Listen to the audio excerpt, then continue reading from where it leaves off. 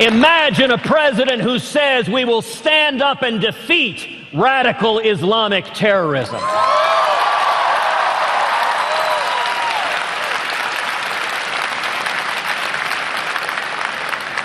And we will call it by its name.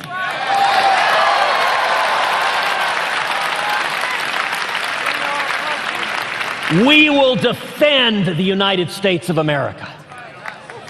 All right, ladies and gentlemen, of course, by now you know that was part of the announcement by Ted Cruz at Liberty University saying he is running for president, and he's the only one so far to say that.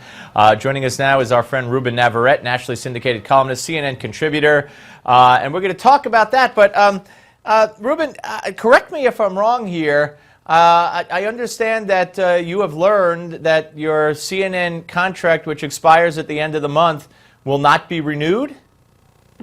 That's right. Yeah, I've actually been on CNN for about 20 years. I've been under contract for 8 years, but the last couple of years or so, my pay has sort of been flatlined. It's a tough business in TV news, and I've asked for more money. It may just come down to a money thing because I don't think they were willing to pay me what I wanted to be paid. So that might be part of the reason. But I also did give an interview, on your show where I stated the obvious, which is that every single 24-hour news station out there, including CNN, has to fill air with some oftentimes ridiculous stories.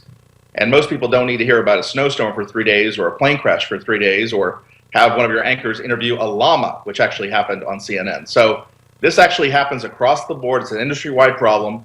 I said so. We don't know the reasons why, but I got to tell you, I'm excited about the possibilities because this has opened up, obviously, a lot of other conversations with folks I haven't been able to talk to before. Now they're talking to me. Well, I'm glad because you're great, and I'm glad for you if it works out for the best for you. But yeah, I was going to point out that you made those remarks on our show, and you specifically decided to include CNN when I said I don't want to get CNN involved, and you were very adamant about and honest about including CNN in the problem, and that made headlines. It went viral, and I'm sure the folks at CNN saw it. So, I mean, since you've been under contract for 8 years, okay, you asked for more money. Did they come back and say no more money, but you could keep doing what you're doing for the same money, or did they just say we're not renewing?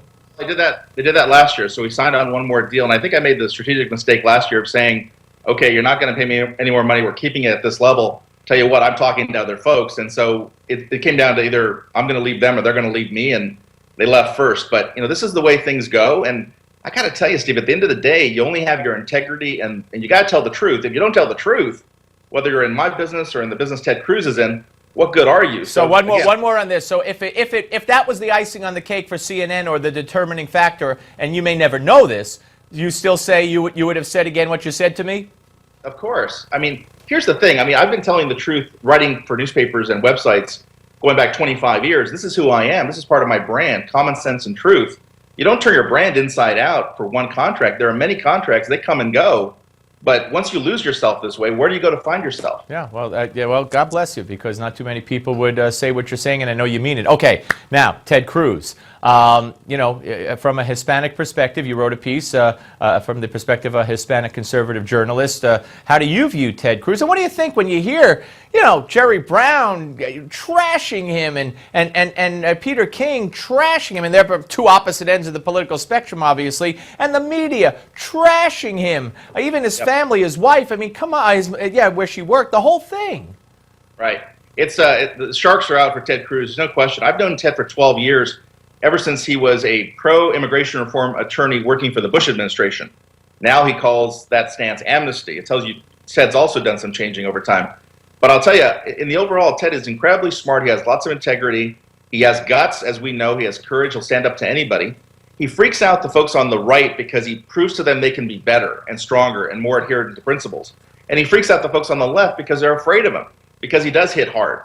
And you should see what he did. Look it up online, what he did to Dianne Feinstein in a hearing, what he did to Eric Holder in a hearing.